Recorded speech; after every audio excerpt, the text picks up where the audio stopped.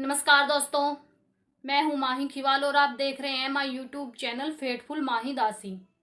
दोस्तों, आज की वीडियो में हम पकड़ेंगे धर्मेंद्र हुड्डा की जड़ को, जो अपनी बातों को गोल गोल घुमा रहा है। दोस्तों, मैंने एक वीडियो देखी यूट्यूब पर, उसमें लिखा हुआ है यूएसए धर्मेंद्र हुड्डा लाइव। धर्मेंद्र हुड्डा यह हरियाणा के रोहतक जिले के खिड़वाली गांव के रहने वाले हैं। आइए इस धर्मेंद्र हुड्डा की वीडियो पर एक नजर डालते हैं। फिर जो सोशल मीडिया पर अश्लील कंटेंट है उसको लेकर, लेकिन सवाल ये जी उठता भाई है कि धर्मेंद्र हुड्डा को किसने लाइसेंस दे दिया इस तरीके से वीडियो जारी करके चेतावनी देने का? भाई साहब, बात ऐसी है, हम तो अपने बड़े बुजुर्गों से सीखते आए हैं। गांव में भी कोई बच्चा शरारत करता था, कुछ कहता था, कोई इस तरह की चीजें करता था तो बड़े बुजुर्ग टोक देते थे। इन भाई साहब ने पूछा कि तुम्हें किसने लाइसेंस दे दिया चेतावनी देने का हरियाणा के लोगों को। धर्मेंद्र हुड्डा ने कहा, हमारे बुजुर्गों से सीखा है हमने, बच्चे शरारत करते हैं तो वे उन्हें रोक देते हैं। अच्छी बातें हैं भाई, सभी के बड़े बुजुर्ग यही काम करते हैं। अगर कोई बच्चा गलत काम करता है और उसको रोक देना चाहिए तो बच्चा रुक जाना चाहिए, तो इससे अच्छी बात कुछ और हो ही नहीं सकती। लेकिन मेरा एक सवाल है धर्मेंद्र हुड्डा जी आपसे। सबसे पहले तुम्हारी लाइफ के विषय में कुछ बातें करते हैं।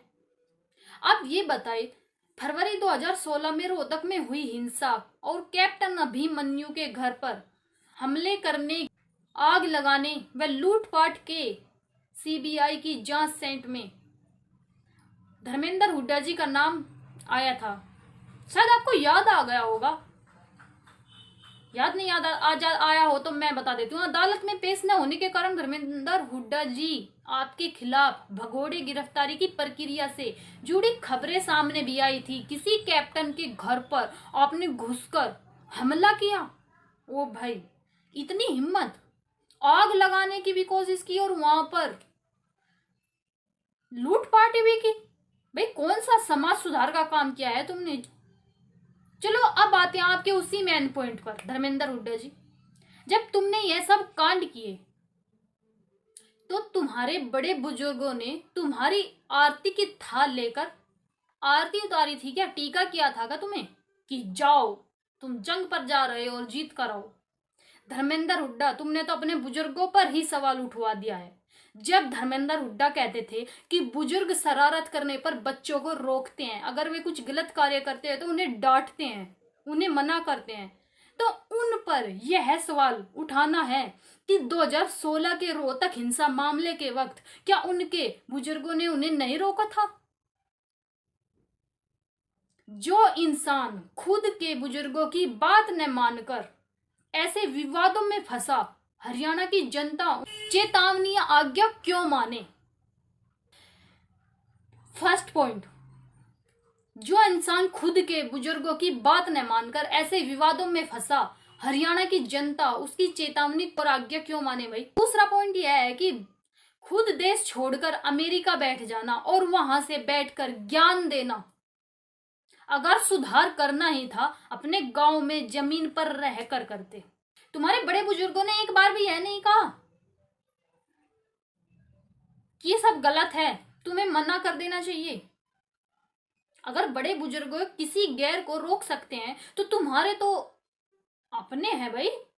तुम्हारा काम यह था कि अपने बड़े बुजुर्गों की आज्ञा माने, या फिर तुम्हारे बड़े बुजुर्गों ने रोका ही नहीं। तुम्हारे लिए एक बहाना स्टार्ट हो गया है कि बड़े बुजुर्गों ने मुझे नहीं रोका। वे वहां पे थे नहीं, शायद सो रहे होंगे जब तुम निकले होंगे घर से, या फिर उन्हें इस चीज की भनक ही नहीं हुई होगी। धर्मेंद्र हुड्डा, मैं तुम्हें बताती हूं, तुम अपने बड़े बुजुर्गों को जनता के सामने बोल रहे हो कि मेरे बड़े बुजुर्ग हैं, जबकि तुम्हारे बड़े बुजुर्ग अगर तुम्हारे अपने होते तो तुम ये कांड कभी नहीं करते। क्योंकि बड़े बुजुर्ग जब गैर को रोक सकते हैं तो तुम तो खुद के उनके बच्चे हो। क्या तुम्हें उन्हें नहीं रोका होगा? उन्होंने रोका होगा, तुमने उनकी आज्ञा नहीं मानी होगी भाई। तो भाई एक बात बताओ, जब तुमने ही अपने बड़े बुजुर्गों की बातों को नकार दिया, उनकी बातों पर थूक कर, उनकी बातों को रोंद कर आगे निकल गए, डकैती चोरी करने किसी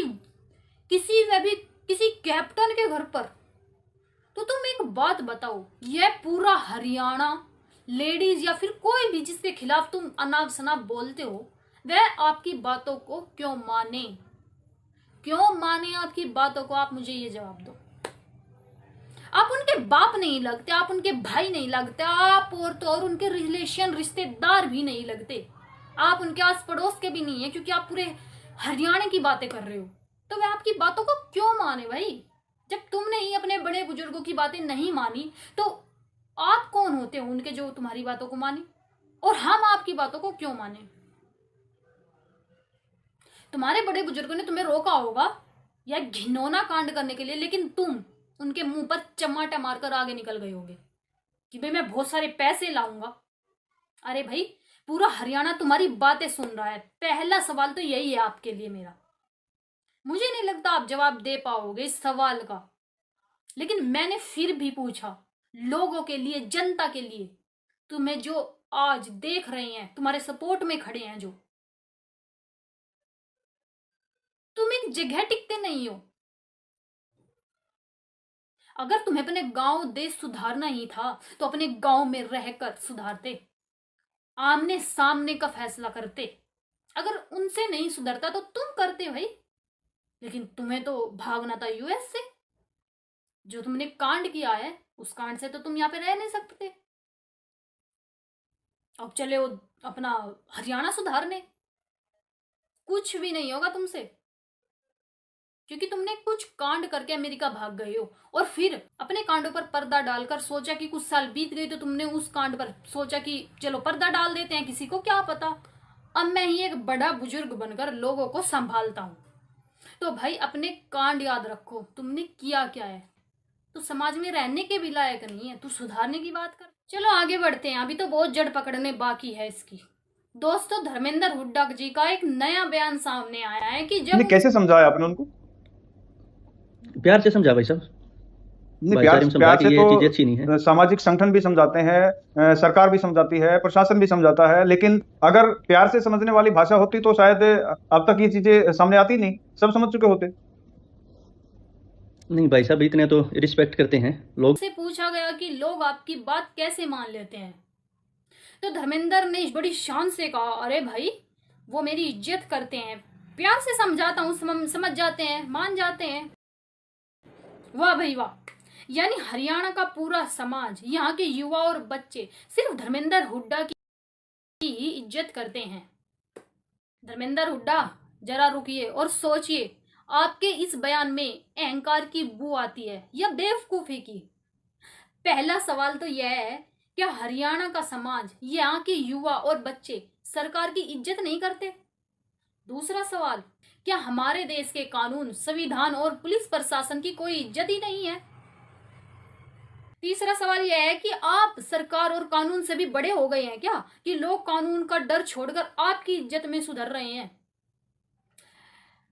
धर्मेंद्र हुड्डा, जिस हरियाणा की आप बात कर रहे हैं वो वीरों, बुजुर्गों और नियम कायदों को मानने वाले लोगों की भूमि है। समाज में कोई गलत काम रुकता है तो वो कानून की डर से या फिर धार्मिक क्रियाओं से, जो संत रामपाल जी महाराज जी करवाते हैं, परिवार के संस्कारों, सरकार की व्यवस्था और सच्चे गुरु से रुकता है। तुम्हारे एक बयान से ऐसा लग रहा है कि जैसे पूरा हरियाणा सरकार को दरकिनार करके आपके इशारों पर चल रहा है। अगर आप में इतनी ही सुधारक भरा हुआ था तो आप खुद कानून व्यवस्था के दायरे में क्यों नहीं रहे? जो इंसान खुद पर लगे आरोपों और मामलों के बाद विदेश जाकर भाग गया, जो आज भारत की सरकार, प्रशासन और समाज से ऊपर खुद को बता रहा है, परली पार बैठकर, जनता बेवकूफ नहीं है। धर्मेंद्र हुड्डा जी, हरियाणा का समाज, सरकार, संविधान और अपने बुजुर्गों की इज्जत करना जानता है। आपको खुद को सरकार से बड़ा दिखाने की जरूरत नहीं है। दोस्तों, इस पर आपकी क्या राय है? धर्मेंद्र हुड्डा की तीसरी बात पर गौर करते हैं। दूसरा, ये जो गंदगी फैल रही थी, इनको लेकर काफी लड़कियों ने माफी मांग ली है कि हम इस तरह का अश्लीलता नहीं डालेंगे हरियाणा में, जितने गंदगी फैल। अभी धर्मेंद्र हुड्डा ने बात की है लड़कियों को लेकर, हरियाणा की अश्लील डांस को लेकर। तो धर्मेंद्र हुड्डा जी, इंस्टाग्राम के रील्स सेक्शन पे जाकर स्क्रॉल तो कीजिए, जमीनी हकीकत आए दिन हरियाणा की सैकड़ों लड़कियां और क्रिएटर्स ऐसे टेंडर्स पर वीडियो बना रही हैं जिन्हें देखकर कोई भी कह देगा कि यही सही नहीं है। पर आप यह कह रहे हैं कि सब बंद हो गया। क्या सिर्फ आपके कह देने से या धमकी भरे लहजे में बात करने से सोशल मीडिया का ट्रेंड बदल गया, या फिर आप सिर्फ झूठी वाहवाही लूटने के लिए जनता को गुमराह कर रहे हैं? जो चीजें आज भी खुलेआम इंटरनेट पर चल रही है उन पर पर्दा डालकर आप किस बात का क्रेडिट ले रहे हैं भाई?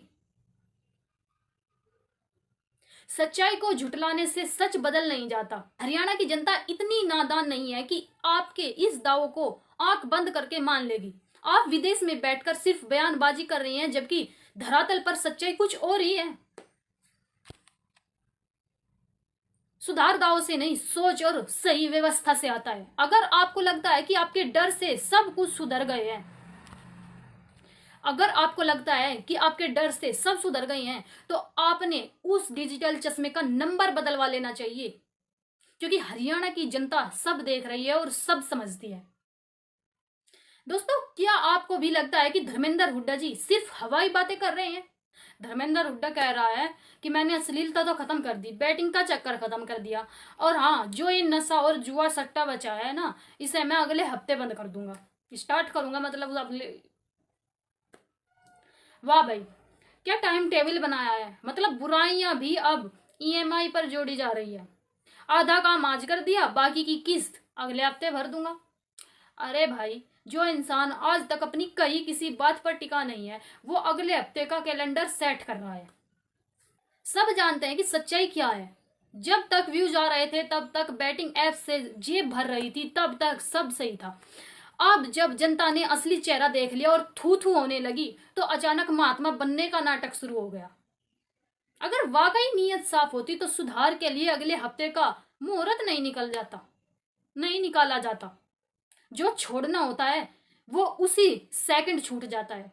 ये अगले हफ्ते का झांसा सिर्फ इसीलिए है ताकि लोग चर्चा करते रहे, व्यूज मिलते रहे और हाइप्स बनी रहे। सच तो यह है दोस्तों कि घटियापन छुपाने के लिए चाहे कितना भी सुधरने का ड्रामा कर लो, जनता सब समझती है। नशा जुआ का फालतू का कंटेंट प्रमोट करके लोगों को गुमराह करना आसान है, लेकिन अपनी हरकतों की जिम्मेदारी लेना सबसे बड़ा मुश्किल। इसलिए भाई, ऐसे खोखले दावों पर भरोसा करना बंद करो। जो इंसान आज नहीं बदला, वो अगले हफ्ते में सिर्फ नया बहाना लेकर आया और कहा नया बदलाव आएगा। नया बदलाव अगर लाना है ना, तो एक एक चीज को मत पकड़ो, डायरेक्ट हर एक चीज को पकड़ के बोलो।